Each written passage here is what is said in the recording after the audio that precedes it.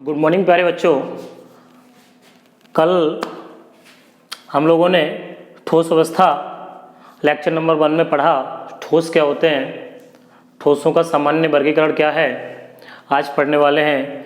मैंने आपको बताया कल ठोस के वर्गीकरण के बारे में 2 प्रकार के होते हैं, एक क्रिस्टलीय ठोस और एक अक्रिस्टलीय ठोस। अब जो हमारे सिलेबस में है वो क्रिस्टलीय ठोसों का वर्गीकरण है, तो हम लोग क्रिस्टलीय ठोसों को क्लासीफाई करने वाले हैं। तो यहाँ ये पढ़ेंगे क्लासिफिकेशन ऑफ क्रिस्टलाइन सॉलिड, क्रिस्टलीय ठोसों का वर्गीकरण। तो क्रिस्टलीय ठोस मेन रूप से बेटे 4 टाइप के होते हैं। अब उन 4 टाइप्स के बारे में हम लोग यहाँ स्टडी करने वाले हैं। उसमें क्या चीज़ ज़रूरी है कि जब भी हम किसी ठोस की बात करेंगे तो उस ठोस में उसके अवयवी कण अर्थात कॉन्स्टिट्यूएंट पार्टिकल्स क्या हैं और उनके बीच लगने वाला अट्रैक्शन ऑफ फोर्स अर्थात आकर्षण बल क्या है, इसके बीच हम लोग बात करने वाले हैं। इसके लिए हमने लास्ट ईयर 11th स्टैंडर्ड में एक टॉपिक पढ़ा था गैसियस स्टेट, और जब गैस स्टेट पढ़ रहे थे तो उसमें जो पार्टिकल्स थे उनके बीच लगने वाले इंट्रैक्शन के बारे में, जिसे अन्योन्य क्रिया के नाम से जानते हैं, उसके बारे में बताया गया था। तो कुछ उसका छोटा सा पार्ट यहाँ पर भी यूज होगा। तो आशा है कि आप पिछले टॉपिक से इस बात को समझ पाएंगे। मैं स्टार्ट करता हूँ कि क्रिस्टलीय ठोस 4 प्रकार के रहते हैं। तो फर्स्ट वन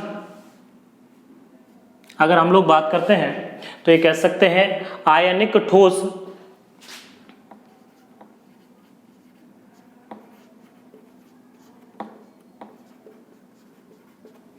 मैंने बताया अपने को सिर्फ 2 चीजों पर फोकस करना है इसमें कि इसके कॉन्स्टिट्यूएंट पार्टिकल अर्थात अवयवी कण क्या है, और दूसरा इन अवयवी कण के बीच लगने वाला अट्रैक्शन ऑफ फोर्स अर्थात आकर्षण बल कौन सा है, जिसको हम लोग बंध के रूप में स्वीकार करते हैं। तो बेटे जो आयनिक ठोस होते हैं ये इनके कॉन्स्टिट्यूएंट पार्टिकल्स आयंस होते हैं, अर्थात ये आयनों से मिलकर के बनते हैं। अब आयन में बेटे 2 चीजें आती हैं, धनायन एवं ऋणायन। धनायन को कैटायन कहते हैं और ऋणायन को एनायन कहते हैं। लाइक अगर मैं एग्जाम्पल के थ्रू बात करना चाहूँ तो जैसे मैंने लिखा NaCl, तो इसमें आयंस हो गए बेटे Na+ और Cl-। तो इसके जो अवयवी कण होंगे वो Na+ और Cl- होंगे। अगर हम इसकी स्पीसीज बनाएंगे तो इस तरीके की बनेगी Na+, Cl-, Na+, another Cl-, Cl-, Na+, Cl-, Na+, इस तरह के स्ट्रक्चर्स में एग्जिस्ट करेगा, जिससे हम लोग रॉक सॉल्ट स्ट्रक्चर के नाम से जानते हैं। आगे लास्ट में जब चैप्टर खत्म होने को होगा तब हम लोग पढ़ेंगे रॉक सॉल्ट स्ट्रक्चर क्या होती है। तो NaCl है, KCl है, KNO3 है, K2SO4 है, इट्स एक्स्ट्रा। इस तरह के जितने भी एग्जाम्पल्स है बेटे जो आयन से मिलकर के फॉर्म होते हैं, AgCl, AgBr, इट्स एक्स्ट्रा, इन सबको हम लोग आयनिक ठोस के रूप में जानते हैं। अब यहाँ एक बहुत इंपॉर्टेंट क्वेश्चन बनता है। अभी मैंने बात की आपसे कि पहले तो मैं अभी बात कर रहा था कि इनके कॉन्स्टिट्यूएंट पार्टिकल्स क्या हैं। तो कॉन्स्टिट्यूएंट पार्टिकल मैंने आपको बताया कि इनके कॉन्स्टिट्यूएंट पार्टिकल्स होते हैं आयंस। अब आयन के बाद धनायन और ऋणायन 2 प्रकार के हो गए। इनके बीच लगने वाला इंटरमॉलिक्यूलर फोर्स कौन सा है, अर्थात इनके बीच जो आकर्षण बल लग रहा है वो कौन सा है। तो हम यह जानते हैं जब भी कभी आयंस की बात की जाती है तो आयंस के बीच लगने वाला अट्रैक्शन ऑफ फोर्स होता है, जिसको कहते हैं, अगर इसकी बात करें तो यहाँ इसको कहते हैं इलेक्ट्रोस्टैटिक और कूलाम्बिक। ठीक, इसको हम लोग वैद्युत स्थैतिक बल के नाम से जानते हैं। ध्यान रहे, वैद्युत स्थैतिक बल या कूलाम्बिक बल के नाम से हम इसको जानेंगे। तो आपसे क्वेश्चन कभी कोई पूछ सकता है कि इसके कॉन्स्टिट्यूएंट पार्टिकल्स अर्थात अवयवी कण क्या है, तो आपको बताना है आयन होते हैं, धनायन और ऋणायन। और आपसे पूछता है इनके बीच लगने वाला अट्रैक्शन ऑफ फोर्स कौन सा है, तो आपको बताना है कि इनके बीच लगने वाला अट्रैक्शन ऑफ फोर्स होगा इलेक्ट्रोस्टैटिक फोर्स या वैद्युत स्थैतिक बल के नाम से हम इसको जानेंगे। अब एक सबसे इंपॉर्टेंट क्वेश्चन क्या है इसके लिए, वो आपसे ये पूछेगा आयनिक ठोस जैसे NaCl दे दिया। अब आपसे NaCl के लिए क्वेश्चन करेगा कि एक ऐसा पदार्थ जब वो ठोस अवस्था में होता है या क्रिस्टल अवस्था में होता है तब आप उसमें करंट फ्लो नहीं कर सकते, बट उसकी मॉल्टन स्टेट अर्थात तो जो पिघली हुई अवस्था है, गलित अवस्था है, उसमें करंट फ्लो किया जा सकता है। क्यों? अर्थात तो उसमें विद्युत या वो विद्युत की सुचालक बन जाती है, क्यों, ये क्वेश्चन आपका हो सकता है। तो आपको यह बताना है कि इसका रीजन क्या है। तो आप ये पिछले गत वर्षों में जो आपने स्टडी की उसके अकॉर्डिंग भी आपने पढ़ा है कि जब भी कभी फ्री इलेक्ट्रॉन्स अर्थात जो मुक्त इलेक्ट्रॉन है किसी की सतह पर प्रेजेंट हो जाते हैं तो उसमें आप इजीली करंट फ्लो कर पाते हैं। ठीक है, तो इसका क्वेश्चन का आंसर होगा, अगर आपसे कभी इस तरह क्वेश्चन आता है तो उसका आंसर ध्यान रखना। आपसे पूछता है कैसे, एग्जाम्पल बताइए, तो आप किसी भी आयनिक क्रिस्टल का नाम लेंगे जिसमें, क्योंकि जब वो आयनिक अवस्था में, जब वो ठोस अवस्था में होगा तब आप उसमें करंट पास नहीं कर सकते, अर्थात उसमें विद्युत प्रवाहित नहीं की जा सकती है। लेकिन जैसे ही वो मॉल्टन स्टेट में अर्थात पिघली हुई अवस्था में या गलत अवस्था में आ जाएगा तो आप आसानी से उसमें करंट पास कर सकते हैं, अर्थात विद्युत प्रवाहित की जा सकती है। इसलिए सामान्यतः ये ठोस अवस्था में विद्युत के कुछ चालक होते हैं या उसमें विद्युत प्रवाहित नहीं की जा सकती है, जबकि या विद्युत रोधी हो सकते हैं जिसको इंसुलेटर कहते हैं, लेकिन मॉल्टन पिघली अवस्था में इसमें करंट पास की जा सकती है। ठीक, अब बात करता हूं मैं सेकंड की। दूसरा होता है जिसको कहते हैं आणविक ठोस।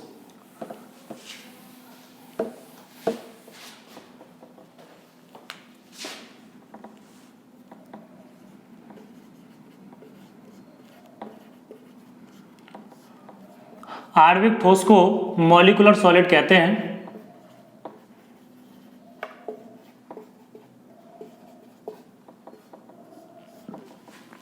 ऐसे ठोस जिनके कांस्टेंट पार्टिकल अर्थात अवयवी कणबेटे मॉलिक्यूल्स होते हैं।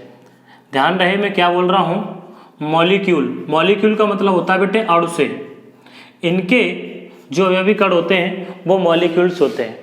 बट इनके बीच अट्रैक्शन ऑफ फोर्स की जब बात की जाएगी, अर्थात लगने वाले आकर्षण बल की जब बात की जाएगी, कौन सा बल अर्थात किन बलों द्वारा ये आपस में बंधे हुए हैं, अगर हम इसकी बात करें तो इसकी बात करने के लिए इसको तीन प्रकार से सब कैटेगराइज किया जाता है। इसको तीन पार्ट्स में डिवाइडेशन करते हैं। एक होता है बेटे अध्रुवीय आणविक ठोस होते हैं जिनको नॉन पोलर कहते हैं। आप लोगों ने लास्ट ईयर टॉपिक पढ़ा था पोलरिटी, उसके बेस पर भी है। सेकंड की बात करते हैं तो इसमें बेटे ध्रुवीय जिनको पोलर, और थर्ड वन जिसकी हम बात करने वाले हैं इसको कहते हैं हाइड्रोजन बंधित आणविक ठोस। तो ये हाइड्रोजन बॉन्डेड है, ये नॉन पोलर है, ये पोलर है। इनके बीच लगने वाला अट्रैक्शन ऑफ फोर्स, मैंने अभी बात की थी आपसे इंटरेक्शन की, अर्थात अन्योन्य क्रिया की। अन्योन्य क्रिया क्या है कि एक बॉन्ड दूसरे से, एक कोई भी एक पार्टिकल दूसरे पार्टिकल से किस अट्रैक्शन ऑफ फोर्स द्वारा जुड़ा हुआ है, ये डिपेंड करता है उनकी बॉन्ड एनर्जी पर। इनकी बॉन्ड एनर्जी जो होती है, अगर इसको दो प्रकार से, इंटरेक्शन को दो टाइप से बांटा जाता है, एक स्ट्रॉन्ग और एक वीक।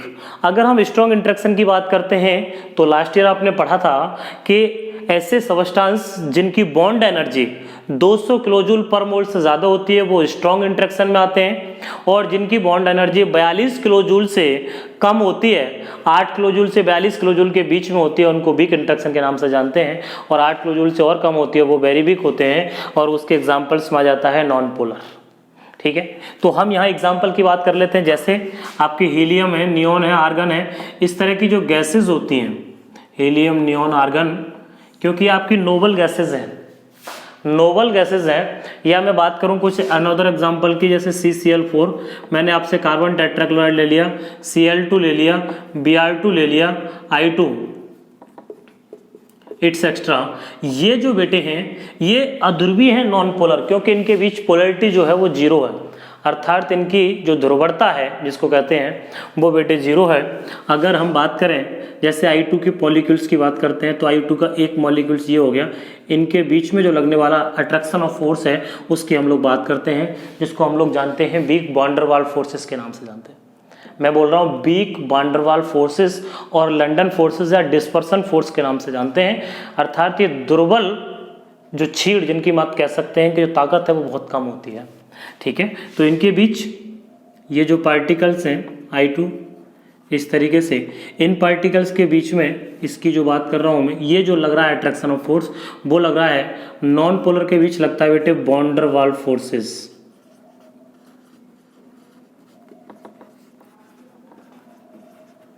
या डिस्पर्सन फोर्स के नाम से जानते हैं। और लंदन फोर्स के नाम से भी इसको कहते हैं। तो ध्यान रहे, इनमें से कोई भी इनके बीच लगने वाला आकर्षण बल होगा, इस तरह के एग्जाम्पल्स मैंने आपको लिखे, ये कहलाते हैं नॉन पोलर। लेकिन इनके कांस्टेंट पार्टिकल्स जो होंगे अभी कण बेटे मॉलिक्यूल अर्थात अणु ही होंगे। जैसे मैंने यहाँ बात की Cl2 I2 की बात कर रहा हूँ, तो ये सब I2 के मॉलिक्यूल्स हैं। इनके बीच जो लगने वाला आकर्षण बल है वो कौन सा होगा? वान डर वाल फोर्स होगा, अर्थात वान डर वाल बल होगा जो सबसे कमजोर होता है। अब इसके बाद बात करता हूँ मैं पोलर की। तो पोलर में हम कौन से एग्जाम्पल लेते हैं? लाइक HCl, SO2, ठीक, NH3 एटसेट्रा, इस तरह के, क्योंकि इनकी पोलरिटी होती है, अर्थात ये डायपोल मूवमेंट शो करते हैं। और डायपोल मूवमेंट आपने लास्ट ईयर पढ़ा था द्विध्रुव आघूर्ण के नाम से, जिसको हम लोग जानते हैं, आपने उसको पढ़ा था। उसके ड्यू टू, जैसे मैंने HCl लिखा, H और Cl ये पार्शियल पॉजिटिव और पार्शियल नेगेटिव, इसका मतलब ये पोलर कंपाउंड था। तो इनके बीच लगने वाला जो अट्रैक्शन ऑफ फोर्स होगा, आकर्षण बल जो होगा, वो होता है बेटे डायपोल डायपोल डायपोल डायपोल, जिसको हिंदी में कहते हैं द्विध्रुव द्विध्रुव। ध्यान रखना, आपसे क्वेश्चन पूछता है तो इसके एग्जाम्पल्स और एग्जाम्पल्स के बेस पर आपसे पूछेगा कि इनके बीच लगने वाला आकर्षण बल कौन सा होगा, तो आपको बताना है कि डायपोल डायपोल होगा, अर्थात द्विध्रुव द्विध्रुव। अब बात करेंगे हाइड्रोजन बॉन्डेड की। लाइक आइस की बात कर लेते हैं, जो बर्फ होता है, बर्फ, आइस कैसे देखते हैं? जैसे मैंने बात की H2O, आप देख रहे हैं H2O, इनके बीच जो लगने वाला आकर्षण बल है, अट्रैक्शन ऑफ फोर्स, वो बेटे कौन सा है? हाइड्रोजन बॉन्डेड है। ये जो बल लग रहा है, इस आकर्षण बल को ही हम लोग कहते हैं हाइड्रोजन बल। तो जो हाइड्रोजन बॉन्डेड होते हैं, लेकिन मैंने क्या कहा, अवयवी कणों का ध्यान रखना। अवयवी कण क्या होंगे? मॉलिक्यूल्स होंगे, जहाँ पे जैसे जल का जो मॉलिक्यूल है वो क्या है? एक यहाँ पार्टिकल का काम कर रहा है। इनके बीच लगने वाला अट्रैक्शन ऑफ फोर्स, तो इस प्रकार के जो सॉलिड्स हैं वो कौन से हैं? आणविक ठोस के एग्जाम्पल्स बनते हैं। ठीक है, ध्यान रखना, आणविक ठोस का कांस्टेंट पार्टिकल मॉलिक्यूल्स है। अगर आपसे कोई पूछता है इनके बीच आकर्षण बल कौन सा लगेगा, तो जो अध्रुवीय वाले हैं इनके बीच लगेगा वान डर वाल, ध्रुवीय है उनके बीच लगेगा द्विध्रुव द्विध्रुव, और हाइड्रोजन बंधित के बीच लगेगा, इनके बीच जो लगने वाला अट्रैक्शन ऑफ फोर्स है ये हाइड्रोजन बॉन्डेड ही होगा, अर्थात हाइड्रोजन बंद बेटे। ठीक, अगर आपसे कोई पूछता है कि इनके बीच लगने वाला अट्रैक्शन ऑफ फोर्स कौन सा है, तो आप बताएंगे कि इनके बीच लगने वाला अट्रैक्शन ऑफ फोर्स हाइड्रोजन बंद होगा। अब बात करते हैं हम थर्ड वन, तीसरा,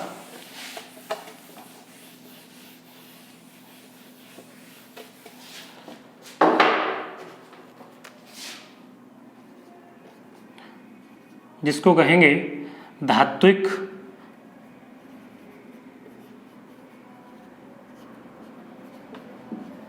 ठोस,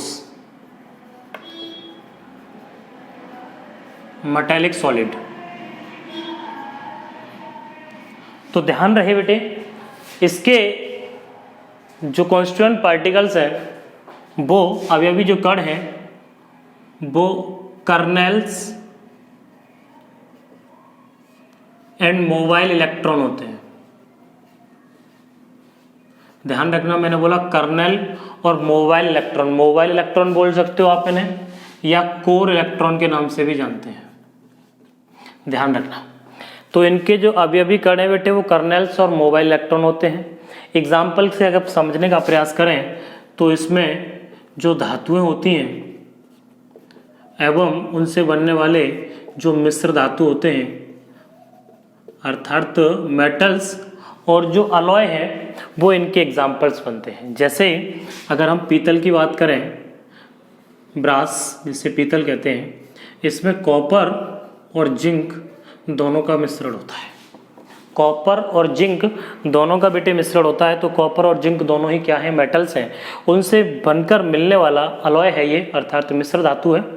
जैसे मैं बात कर रहा हूँ सोडियम की, कॉपर की, आयरन की, कोबाल्ट, निकल, कॉपर, जिंक, जितने भी हैं ये सब बेटे क्या हैं? धात्विक सॉलिड के एग्जाम्पल्स हैं। इसमें जैसे कॉपर है Cu, तो Cu++ 2 इलेक्ट्रॉन्स, तो जो क्यूप्रिक आयन बना हुआ है Cu++, या मैं बात करूँ सोडियम की, ये सोडियम है Na++, E-, तो ये मोबाइल इलेक्ट्रॉन है, इसको हम लोग कर्नेल के नाम से जानते हैं। तो इसके जो कॉन्स्टिट्यूएंट पार्टिकल अर्थात जो अवयवी कण होते हैं वो कर्नेल होते हैं और ये मोबाइल इलेक्ट्रॉन। तो ध्यान रहे। अब बात करते हैं इनके बीच लगने वाले आकर्षण बल की। तो इनके बीच जो लगने वाला आकर्षण बल है वो बेटा अट्रैक्शन ऑफ फोर्स होता है धात्विक, अर्थात इनके बीच जो बंध बनता है वो धात्विक बंध होता है, इसको मेटेलिक बॉन्ड कहते हैं। अब बात थी मेटेलिक बॉन्ड के बाद कि इनके बीच, अब यह क्वेश्चन बनता है कि ये जो धातुएं जितनी भी होती हैं, जो भी धातुएं हैं या जो भी धात्विक ठोस हैं वो ऊष्मा के सुचालक होते हैं और अच्छे सुचालक होते हैं। क्या कारण है? तो आप ये बताओगे कि इन सब में मुक्त इलेक्ट्रॉन की टेंडेंसी होती है, अर्थात इनमें मुक्त इलेक्ट्रॉन पाए जाते हैं और मुक्त इलेक्ट्रॉन विद्युत का चालन आसानी से कर सकते हैं। ठीक, इतनी बात सभी ने ध्यान रखनी है। अब बात करते हैं हम लोग चौथे की, और जो चौथा है उसका नाम है सहसंयोजक और नेटवर्क ठोस।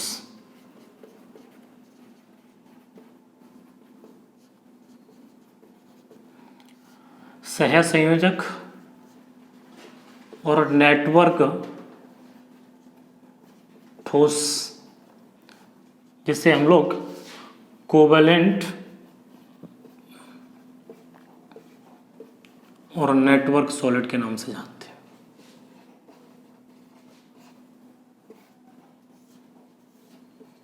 देखिए, सहसंयोजक और नेटवर्क सॉलिड का क्या मतलब है?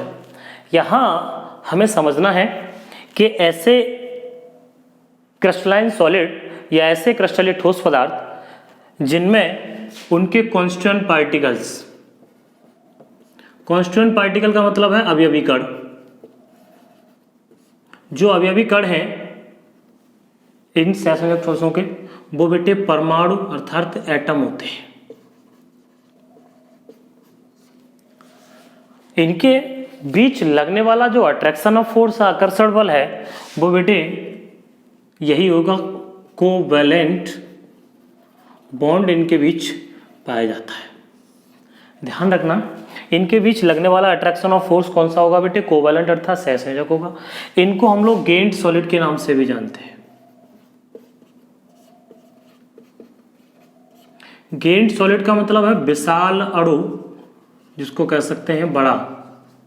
जैसे अगर एग्जाम्पल से समझने का प्रयास करें तो एग्जाम्पल्स में हम लोग दे सकते हैं, कार्बन है डायमंड की फॉर्म में, हीरा, कार्बन, ग्रेफाइट, ग्रेफाइट के आगे थोड़ी जगह छोड़ रहा हूँ, silicon carbide SiC, SiO2, silicon dioxide जिसे क्वार्ट्ज सिलिका के नाम से हम लोग जानते हैं।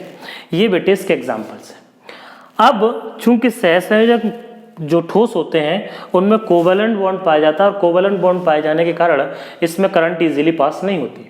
जब करंट पास नहीं होती, लेकिन जो कार्बन मैंने ग्रेफाइट लिखा हुआ है बेटे, ये जो ग्रेफाइट है ये एक्सेप्शनल केस है। एक्सेप्शनल का मतलब है ये अपवाद है। अपवाद कैसे? आप सभी ने देखा होगा जो ग्रेफाइट होता है, ग्रेफाइट विद्युत का सुचालक है, उसमें करंट पास हो जाती है। अगर हम लोग इसकी स्ट्रक्चर की बात करते तो इस तरीके से बनती है कि एक कार्बन 4 अन्य कार्बनों के साथ जुड़ा होता है, 3 सेम प्लेन में होते हैं और जो चौथा होता है वो डिफरेंट फेसेस के साथ होता है, अर्थात इसकी परतें होती हैं। और जब परत होती है तो जो 3 कार्बन है वो तो सेम प्लेन में होंगे, लेकिन जो एक चौथा कार्बन जो होगा वो बिल्कुल बीच में 2 परतों के मध्य में चौथा कार्बन होता है, इसलिए वह गति करने के लिए स्वतंत्र होता है, तब इसमें विद्युत का चालन होता है। ध्यान रखना, ये क्वेश्चन पूछा जाता है, इसलिए आप सभी को ध्यान रहे कि ग्रेफाइट विद्युत का सुचालक होता है। क्यों? आप लोगों को बताना है कि इसमें परतें होती हैं और एक परत में 3 कार्बन आपस में एक तरीके से जुड़े होते हैं, लेकिन जो चौथा कार्बन है वो 2 परतों के मध्य में बीच में जुड़ा होता है, जिसकी वजह से वो घूमने के लिए स्वतंत्र होता है, अतः उसमें विद्युत का चालन किया जाता है, अर्थात वो विद्युत का चालन करता है। अब हम लोग बात करने वाले हैं, यहाँ मैंने आपको कई क्वेश्चंस बताए, इसमें से जो सहसंयोजक ठोस इस प्रकार से कई क्वेश्चंस हैं। जब आप इन्हें ठीक से NCERT से बेस्ड जब पढ़ेंगे, point to point, line to line पढ़ने का प्रयास करेंगे तो निश्चित तौर से कई क्वेश्चनों के आंसर आप आसानी से दे पाएंगे। ठीक, अब मैं आपको कुछ होमवर्क में क्वेश्चन दे रहा हूँ, इनसे रिलेटेड आपको ये छांटना है कि इसमें से कौन मेटेलिक सॉलिड है, ठीक है। ऐसे कई एग्जांपल्स हैं, ये होमवर्क है, इसमें से क्लासिफाई करना है अपने को। ये बताना है कौन मेटेलिक है, कौन नेटवर्क है और कौन मॉलिक्यूलर है और कौन आयनिक है। ये आपको छांटने हैं। जैसे मैंने लिख दिया K2SO4, सेकेंड वन लिखा। एक चीज़ और छांटनी है इसमें, अमॉर्फस भी छांटने हैं। कल मैंने आप लोगों को टॉपिक पढ़ाया था, अमॉर्फस का मतलब है अक्रिस्टलीय ठोस को भी आपको बताना है, ठीक। तो आपको benzene, P4, S8, NH3,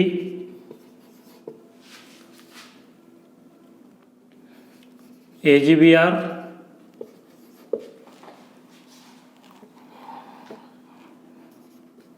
silicon carbide,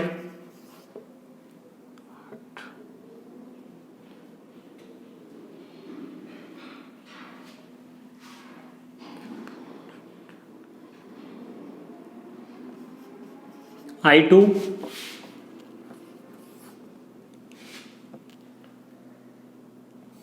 PVC, polyvinyl chloride और कोई एलोटो एक आध एग्जाम्पल्स और ले सकते हैं, बेंजोइक एसिड,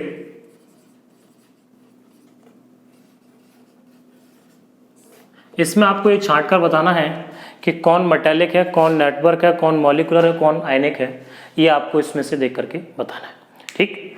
आज हम लोग अब इसके बाद पढ़ने वाले हैं क्रिस्टल जालक क्या होते हैं, ठीक है।